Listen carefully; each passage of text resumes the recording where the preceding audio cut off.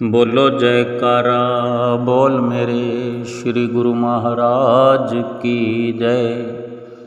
सभी गुरुमुख प्रेमियों से सप्रेम जय सच्चिदानंद। आज श्री दर्शन हाल में श्री गुरु महाराज जी ने हमेशा की तरह कृपा फरमाई। सबको श्री दर्शन हुए। हुक्मनामा भी श्री गुरु महाराज जी ने फरमाया, दंडवत प्रणाम भी सभी गुरुमुख प्रेमियों ने किया। लेकिन आज खुले खुले होकर सभी गुरुमुख प्रेमियों को दंडवत प्रणाम करने का शुभ अवसर मिला। आज दर्शन तो हुए, लेकिन खुले खुले बैठकर आज श्री प्रयाग धाम के बड़े श्री दर्शन हाल प्रयाग सत्संग भवन माघी हाल, जो कि आज जिसका खुल जाना ये हमारे सौभाग्य की बात है कि बड़े दर्शन हाल को खोलकर श्री गुरु महाराज जी ने एक अलौकिक बख्शिश कर दी है कि आज से सभी गुरुमुख प्रेमी बड़े दर्शन हाल में आज 28 तारीख से जो ये शुभ अवसर प्राप्त हुआ कि कुछ संगत जो पहले से अधिक होते हुए छोटे श्री दर्शन हाल में थोड़ी असुविधा को देखते हुए श्री गुरु महाराज ने असीम कृपा करते हुए ये शुभ अवसर प्रदान किया गुरुमुख प्रेमियों को। और एक सुंदर सजावट के साथ सजे हुए बड़े श्री दर्शन हाल में सुंदर सिंहासन पर हमेशा की तरह श्री गुरु महाराज जी समय पर ऊंचे और सच्चे सिंहासन पर आकर विराजमान हुए। सभी गुरुमुख प्रेमियों ने दंडवत प्रणाम किया और श्री गुरु महाराज जी ने अपने मधुर शब्दों में मधुर वाणी में हुक्मनामा फरमाया और सभी गुरुमुखों को उठाया। सभी गुरुमुख प्रेमी सुंदर सजे हुए श्री दर्शन हाल में बैठकर बड़े प्रसन्न चित्त नजर आ रहे थे और श्री गुरु महाराज जी भी मंद मंद मुस्कुरा रहे थे। महात्मा जनों ने माथा टेकते हुए सुंदर आशीर्वाद प्राप्त किया और सब महात्मा जनों के माथा टेकने के पश्चात हमेशा की तरह सुंदर सत्संग की सभी गुरुमुख प्रेमियों को प्राप्ति हुई। सत्संग सुनने का अवसर मिला। सत्संग में हमेशा जितने भी प्रकार से वर्णन किया जाता है, मकसद एक ही होता है कि सत्संग के माध्यम से सत्संग को सुन करके हमारे जीवन में हर पल हर घड़ी बदलाव आता रहे। और बदलाव भी कैसा कि हमारी मनोवृत्ति बदलती रहे। हमारी जो विचारधारा है, हमारी जो सोच है, हमारी जो मति है, पहले जो कि मन मति से हम चलते आए हैं, सत्संग के प्रभाव से गुरुमति हम धारण करें, गुरुमति पर चलना सीखें और जितने भी साधन हमसे श्री गुरु महाराज जी करवाते हैं, उनका खास मकसद ही यही होता है कि किसी न किसी प्रकार से हमारी जो सूरत है अंतर्मुखी हो, माया से हट जाए, संपूर्ण तौर पर हट जाए, भक्ति में लग जाए। जो श्री दर्शनों का अवसर हम प्राप्त करते हैं, हम स्वयं विचार करें कि जब हम श्री दर्शन कर रहे होते हैं, श्री गुरु महाराज जी के सुंदर मुखारविंद की ओर अपनी नज़रें हम लगाए होते हैं। कई बार तो हम एक टक होकर निहारते हैं, इतना गहराई से हम श्री दर्शन कर रहे होते हैं कि हम अपनी सुध बुध भूल जाते हैं। यही हमारे मकसद की कामयाबी है कि अगर हम अपने आप को शारीरिक तौर पर भुला सके, अपने इस बाहरी वजूद को मिटा सके और स्वयं अनुभव करें, अपने इस बाहरी वजूद को मिटता हुआ देखें और अपने अंतर मन में, अपने अंतःकरण में केवल सतगुरु का वजूद नजर आए, अपनी आत्मा का वजूद नजर आए। शारीरिक स्तर को छोड़ करके आत्मिक स्तर पर हम अपना एक अंदरूनी सफ़र शुरू करें। जैसे कि श्री दर्शनों के साथ साथ दूसरे नियम हैं, सेवा का नियम है, श्री आरती पूजा का नियम है, सत्संग का नियम है और भजन अभ्यास, ध्यान, ये जितने भी नियम हैं, इन्हीं के माध्यम से हमें श्री गुरु महाराज जी बाहर से अंदर की ओर ले जाना चाहते हैं। अपनी शुद्ध बुद्ध हम भुला करके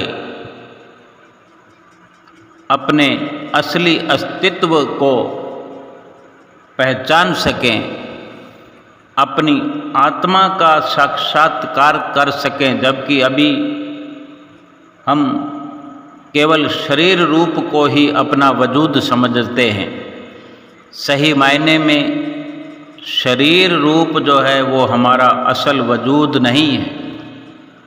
शरीर एक मकान है, शरीर के भीतर जो जीवात्मा विराजमान है, असली वजूद वही है हमारा।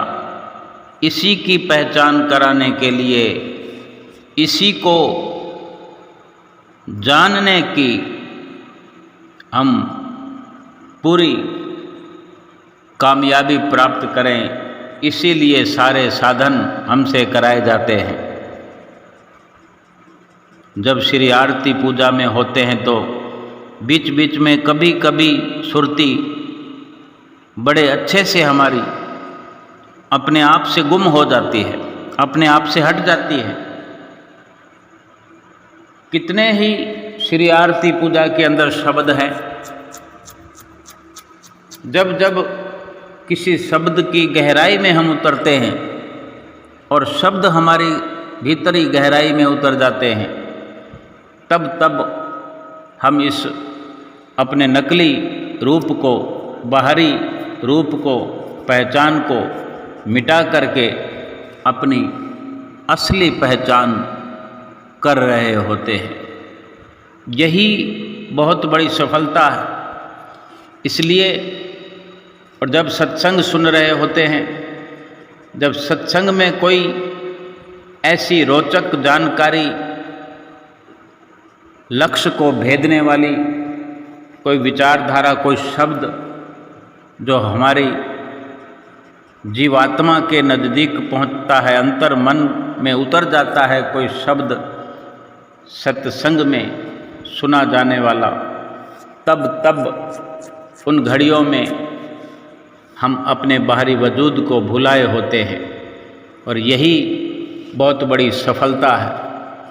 और इसी प्रकार का महात्मा जी ने सत्संग भी सुनाया कि वो घड़ी धन है, वो जीवन धन है।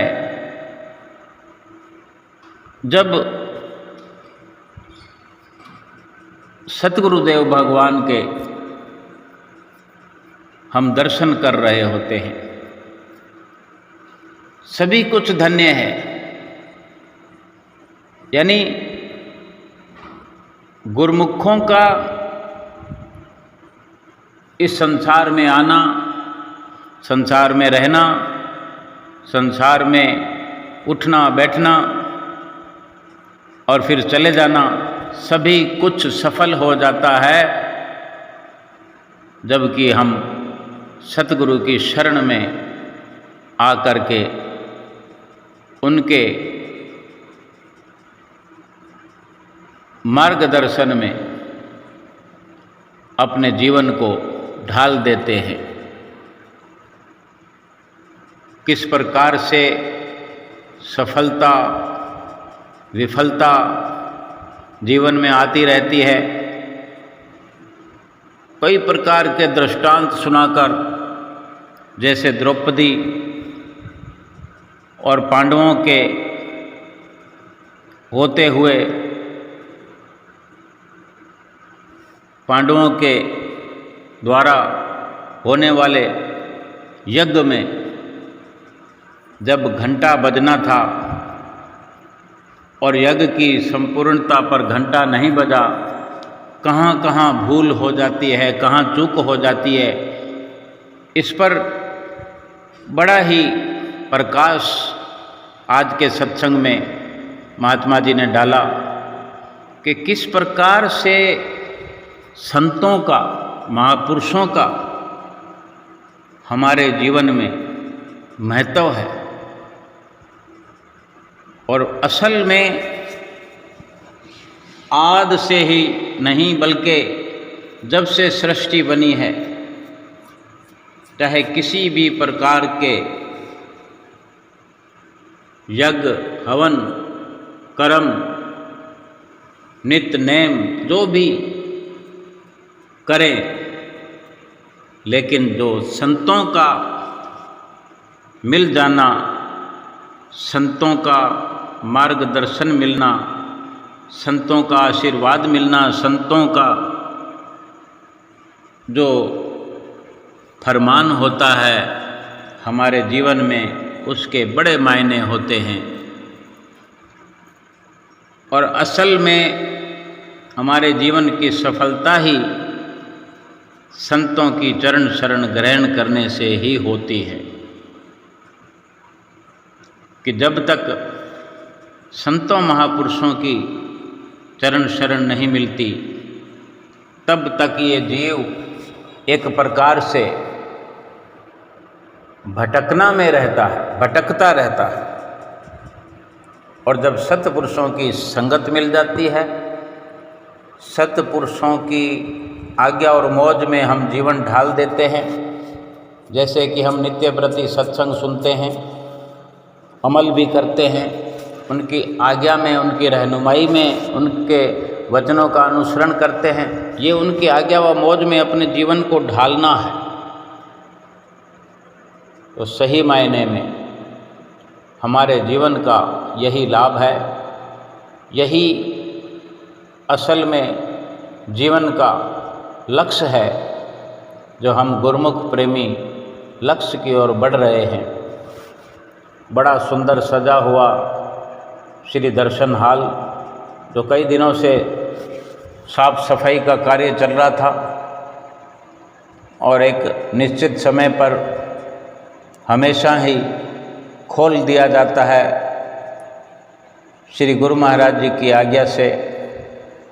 और सभी गुरुमुख प्रेमी बड़े आराम से सुखद अनुभव करते हुए बैठ कर के श्री दर्शनों का लाभ प्राप्त कर रहे थे। और बाहर से आई हुई संगत कुछ अधिक तादाद में सामने वाली लाइनों में मत्था टेकते हुए लाइनों के अंदर ग्रुप के ग्रुप कुछ जो कि एक साथ जयकारे लगाते हुए उत्साहित होकर के अपने प्रभु का दर्शन कर रहे थे। और सभी के माथा टेक लेने के बाद आज नए श्री दर्शन हाल की खुशी के उपलक्ष्य में श्री गुरु महाराज जी ने आज फिर लीला 2 दिन के बाद दिखाई, खूब प्रसाद लुटाया और बड़े दर्शन हाल का कुछ अलग ही नज़ारा था कि किस प्रकार एक घेरा सा बन जाता है।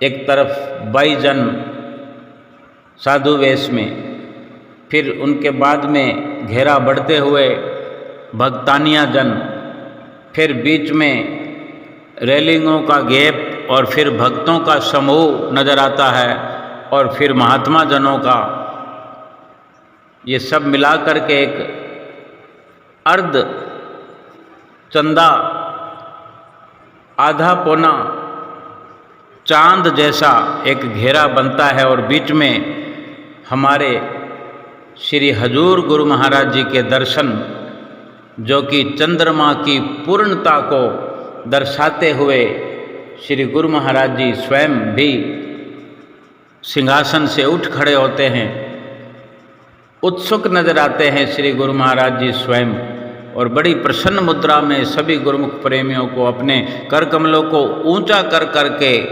आशीर्वाद से झोलियां भर रहे होते हैं।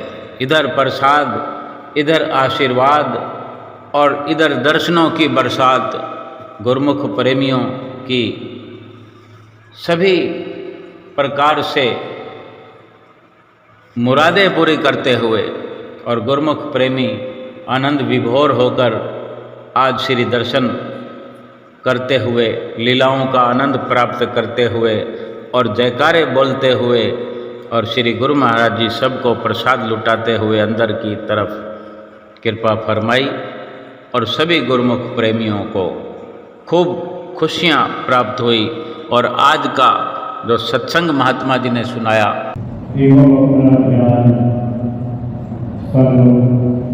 सुंदर सिंहासन पर सुखों के विराजमान अपने परम देव श्री हजूर श्री सतगुरुदाता दयाल जी महाराज जी का पावन दर्शन दीदार करते हुए प्रेम से कोई जयकारा श्री गुरु महाराज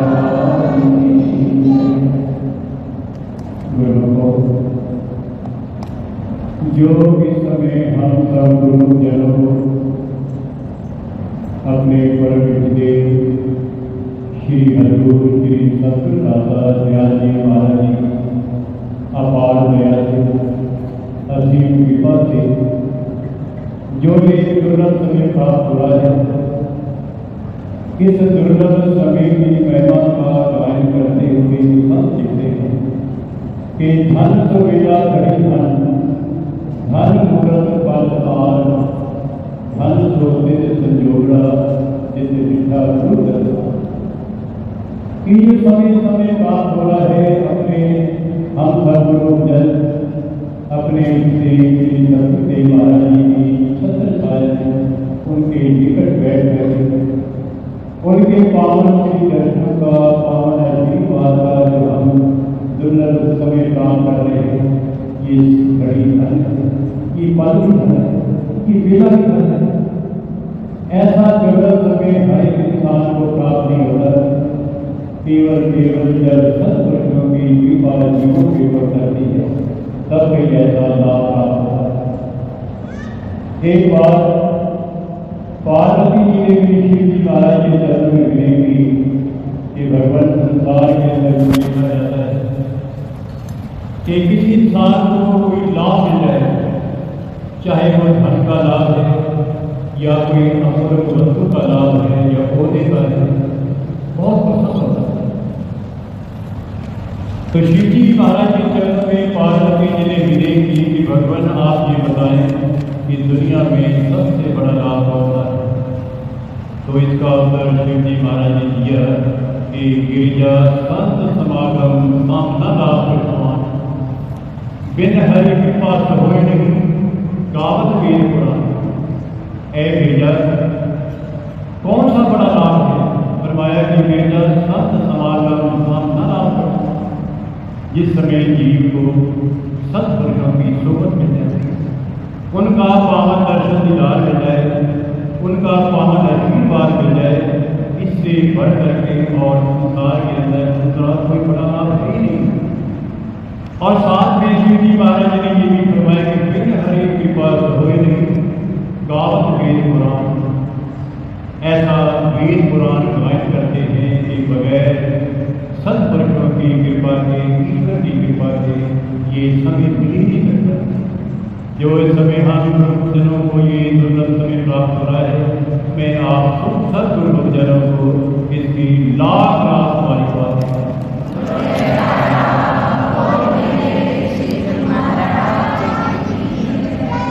जिस जगह पर भी सत्पुरुष विराजमान हो वो धरती में हाथ हो जाती है। और आप जैसे गुरुजन जिनको ऐसा दुर्लभ समय प्राप्त हो जाता है पावन श्री दर्शन का, उनके भी भाग लगता है। गुरबाणी में लिखा है कि सात धरती कई हरियाली जिथे मेरा सतगुरु बैठा है, से जंत भय हरियाली जिन्हें मेरा सतगुरु बैठा है।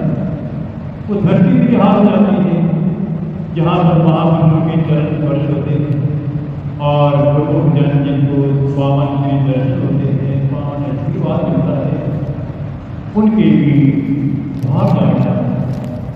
गुरबाणी के अंदर तो जहाँ तक महापुरुषों ने लिखा है कि वैकुंठ नगर जहाँ संत वास, जिस जगह पर भी महापुरुषों का निवास है, सही मैनों के अंदर भी वैकुंठ है। इसमें तनिक भी संदेह नहीं। इस समय हम श्री प्रयागराज के वैकुंठ धाम के अंदर बैठ करके अपने वैकुंठ धाम श्री अपने प्रभु जी का पावन दर्शन दिला करते हैं।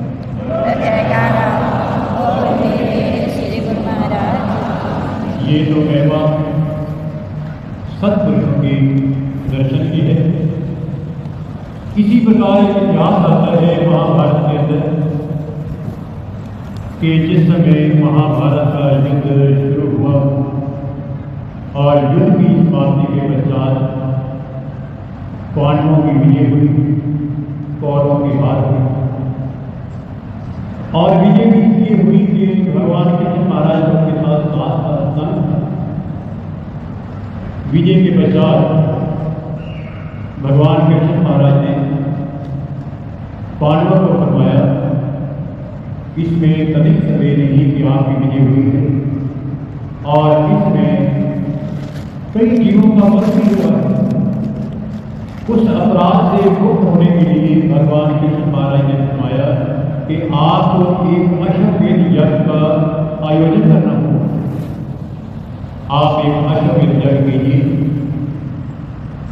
और अश्वमेध यज्ञ के संपूर्ण होने का चिन्ह भी भगवान ने बताया कि आप अश्वमेध यज्ञ करें, लेकिन उसका पूर्ण होने का चिन्ह ये है कि जब यज्ञ संपूर्ण हो जाएगा तो आकाश के अंदर ठंडा हो जाएगा, टन टन टन टन। जब ये घंटा बजे तो इसका मतलब है कि आपका ये अश्वमेध यज्ञ पूरा हो गया। अश्वमेध यज्ञ की तैयारी पांडवों ने शुरू की। अनेक ऋषि मुनि योगी तपस्वी दूर दराज जहाँ के रहते हैं, सब ने आकर के अश्वमेध यज्ञ के अंदर भोजन ग्रहण किया। पांडवों ने किसी प्रकार की कसर नहीं छोड़ी। हर प्रकार से अश्वमेध यज्ञ को संपन्न होने के लिए उन्होंने कठिन परिश्रम किया। इतना कुछ होने के पश्चात जो भगवान ने ये फरमाया था कि आकाश के अंदर घंटा बजेगा, घंटा नहीं बजेगा। सोचने लगे हमने अपनी तरफ से कोई कसर तो नहीं छोड़ी है, कारण क्या है, आज की घंटा क्यों नहीं बजा?